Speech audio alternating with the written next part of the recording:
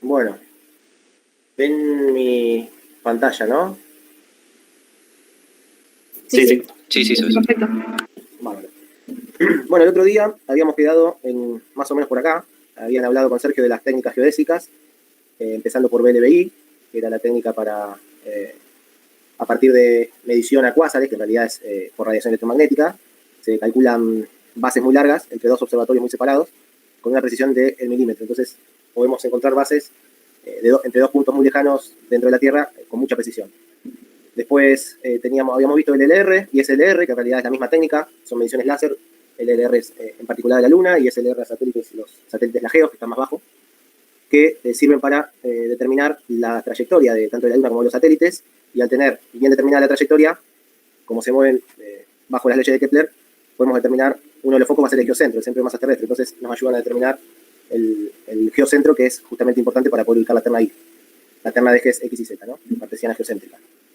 Después tenemos la técnica Doris, que si bien es otra, tiene que ver con el efecto Doppler, podemos determinar con mucha precisión el paso más cercano del satélite por el observatorio Doris, así alrededor del mundo. Entonces se puede determinar también con muy buena precisión esa órbita, por lo tanto también nos va a servir para el geocentro.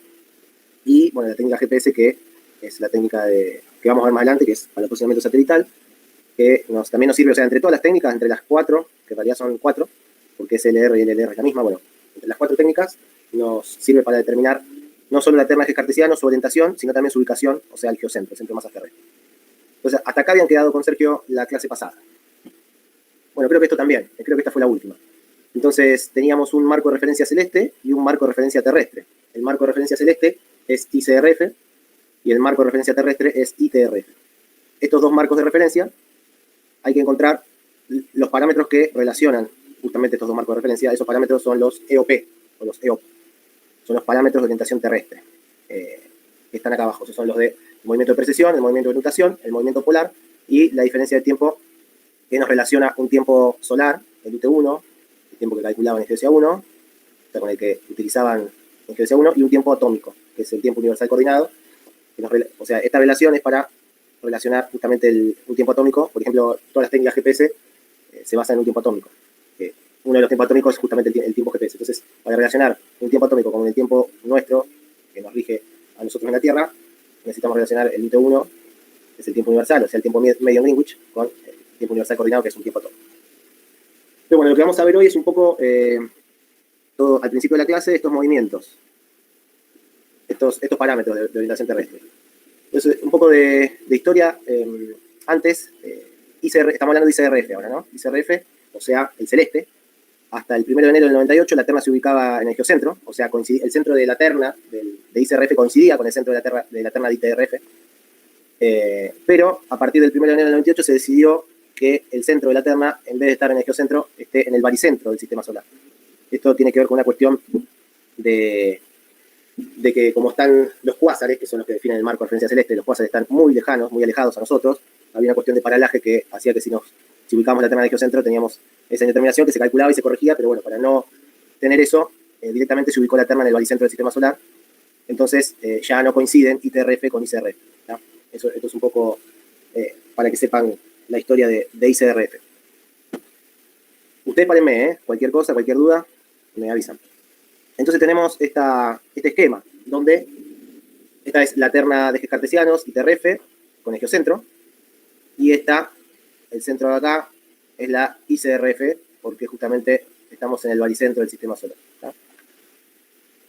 Entonces tenemos un polo que pertenece a un ecuador determinado.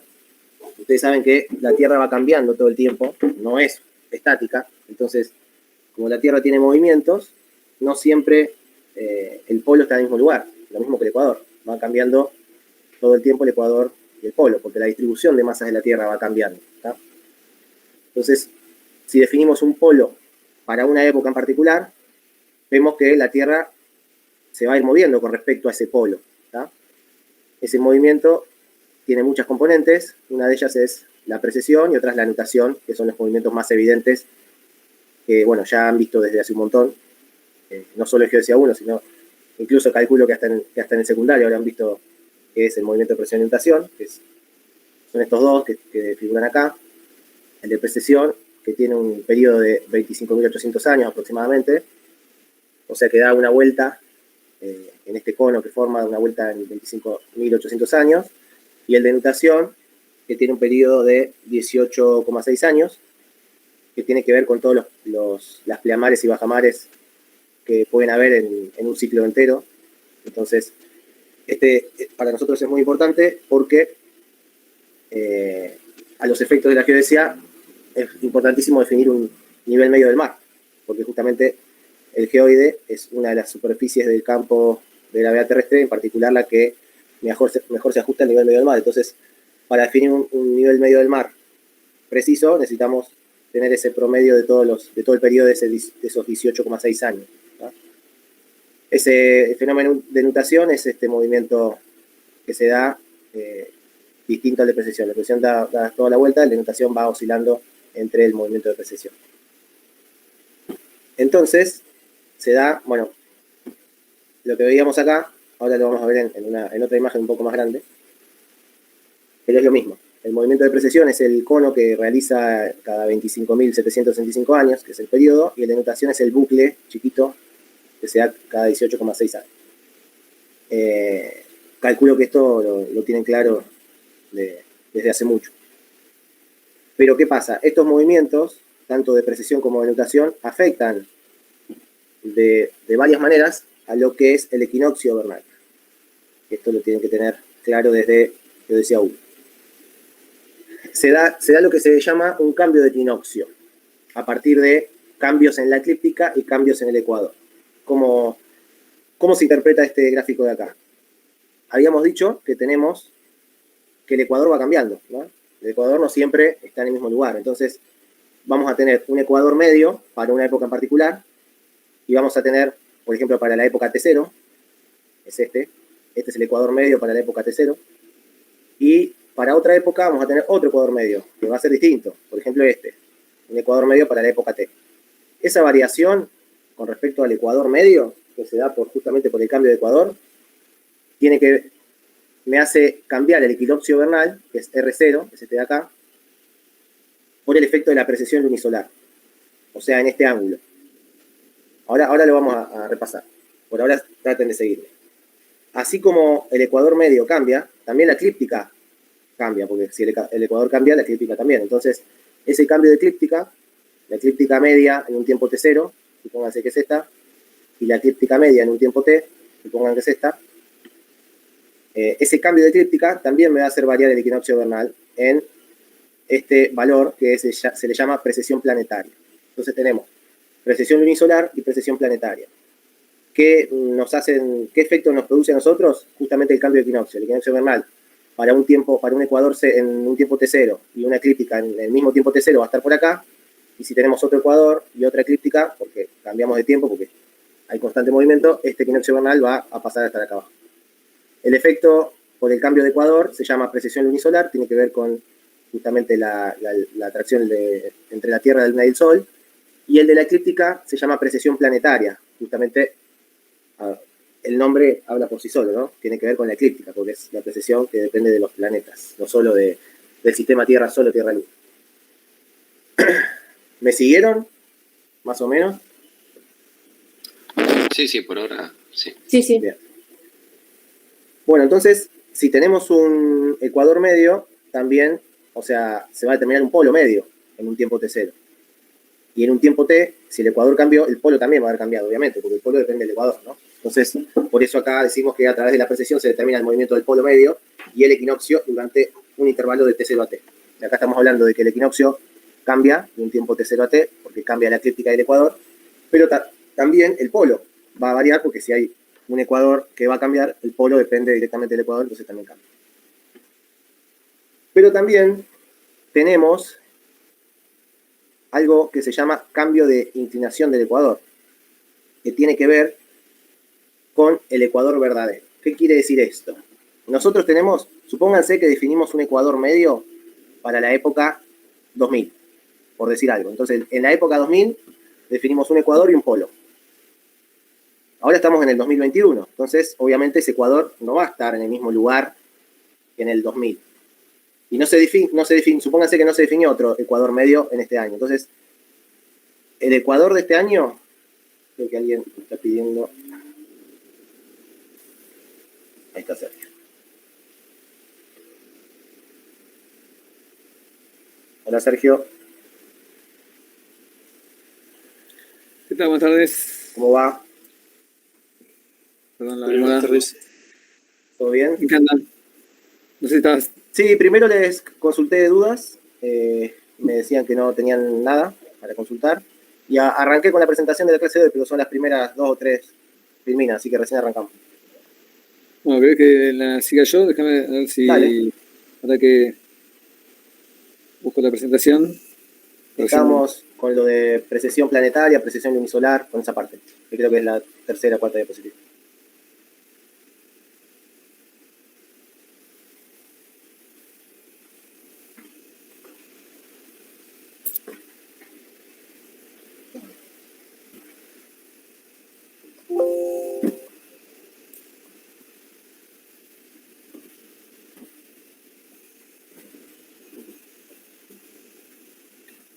Perdón, no.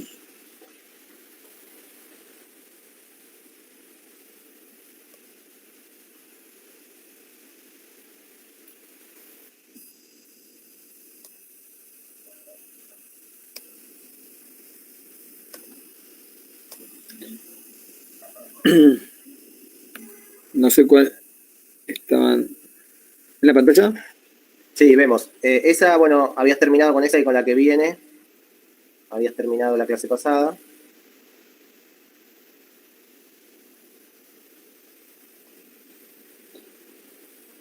Había terminado con claro, con esa.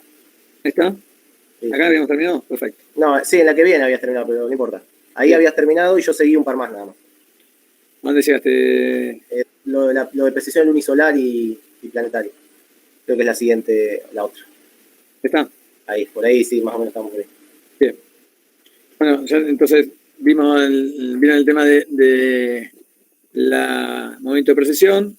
¿Sí? El movimiento de precesión se da sobre el polo de la eclíptica, ¿sí? Y esto es 25.800 años. Y en el movimiento de precesión también está el movimiento de nutación, ¿sí? Que es un periodo de 18,6 años, ¿sí? Este periodo de nutación tiene que ver con el movimiento de la Luna alrededor de la Tierra, ¿sí? Entonces, estos movimientos de precesión y nutación generan, en el caso de la precesión, si tenemos precesión planetaria y precesión lunisolar, en función de los diferentes efectos que tiene los astros sobre la Tierra, ¿sí? Entonces, acá tenemos la posición de la eclíptica media en un instante inicial, ¿sí? Y esta es la posición de la eclíptica, ¿sí? En un instante t. Y este movimiento, ¿sí? Se refleja en la posición de esta intersección, ¿sí? Acá, o sea, este es el movimiento, la posición inicial de la eclíptica media, este es el ecuador, ¿sí? Medio, tengo esta posición inicial, cuando por el efecto de la precesión planetaria y lunisolar se corre el valor de la eclíptica y se corre el ecuador medio a otro instante, entonces pasa este punto de equinoccio vernal de esta posición a esta otra posición, ¿sí? Entonces las componentes de este traslado, ¿sí? Se da en este sentido la precesión lunisolar, ¿sí? en este tramo, y en este otro tramo es la precesión planetaria, ¿sí? Y lo que se llama la precesión general es la suma de la precesión planetaria y la precesión lunisolar, que hace que el equinoccio vernal se mueva de un lugar a otro. Esto obviamente es como va variando, ¿sí? La posición del ecuador y la eclíptica. Son variaciones pequeñas, ¿no? No son muy, muy notables, pero es como se mueve la posición de la Tierra, ¿sí? El movimiento de la posición de la Tierra, cómo cambia respecto a la posición del equinoccio vernal, que es la intersección de la eclíptica con el ecuador. Después, los efectos de la nutación, ¿sí? Tiene que ver con la posición de la eclíptica, ¿sí? Y del ecuador, ¿sí? Entonces este es el ecuador verdadero, el real, este es el medio, y cómo pasa de esta posición a esta otra, ¿sí? Entonces acá tenemos el cambio del equinoccio, ¿sí? Y el cambio de la inclinación del eje del ecuador, que es este otro valor, ¿sí? Cómo cambia de este valor a este otro valor, para pasar del ecuador de este lugar a este otro lugar, ¿sí? Entonces cambia el ángulo, ¿sí? De la inclinación del ecuador, cambia de este valor a este valor con un parámetro que es el famoso el cambio de la inclinación, ¿sí? En la variación. Y esto es lo que cambia el equinoccio, ¿sí? Entonces, este es el efecto que tiene la anotación en la inclinación del ecuador y el cambio de posición del equinoccio. Estos son los efectos que produce la precesión y notación, las variaciones, y que afectan, digamos, a la posición de la eclíptica y del ecuador. Y después tenemos el que llamamos movimiento polar, que lo habíamos descrito al principio, que es el movimiento del eje instantáneo, ¿sí? Terrestre, en función de un eje de referencia, ¿sí? Cada uno de estos puntos que están acá es la posición del polo instantáneo, ¿sí? Alrededor del eje del punto de referencia. Es el polo que se va moviendo describiendo una curva, esta curva espiral, ahora vamos a ver que la vamos a ver en otra dimensión, esta curva espiral se denomina poloide, es la línea que está punteada en azul, y es la que cubre un periodo de 430 días que se llama periodo de Chandler, y que viene de la deriva polar del año 1900, ¿sí? Después del año 2000, digamos, está establecida en el polo de referencia, ¿sí? Que va haciendo una curva espiral en función de ese polo de referencia. Para verlo en tres dimensiones, ¿sí? La posición del polo respecto al polo de referencia, este es los puntitos del polo azul, los puntitos azules refieren a la posición del eje instantáneo del polo instantáneo, ¿no? Es el movimiento, digamos, instantáneo de rotación de la Tierra. Esto está en torno de un polo de referencia. Entonces, lo que es necesario tener en cuenta es cómo es la posición del polo instantáneo respecto al polo de referencia. ¿Por qué?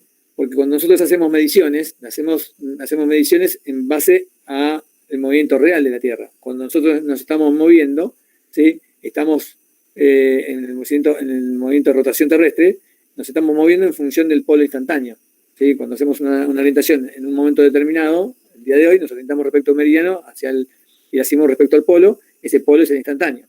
Ahora, para poder tener coordenadas, digamos, fijas y precisas, establecemos un polo de referencia, ¿sí? Entonces necesito saber cuál es la relación entre el polo instantáneo y el polo de referencia, ¿sí? Para poder hacer los cálculos. Mis mediciones tienen que estar vinculadas al polo celeste y el polo celeste al polo de referencia. Entonces, este movimiento se describe en planimetría en eje X y en eje Y, ¿no? Y después este espiral va en función del año, ¿no? Ahora, veamos a ver qué es el movimiento de X e Y, ¿sí?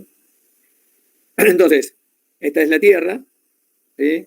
Entonces, acá tengo un eje de rotación, ¿sí? De referencia, ¿sí? Polo de referencia internacional y el International Reference Pole, que es este que está acá, y tengo el eje de rotación instantáneo, que le llamo CIP, Celestial International Pole, ¿sí? Entonces, este punto que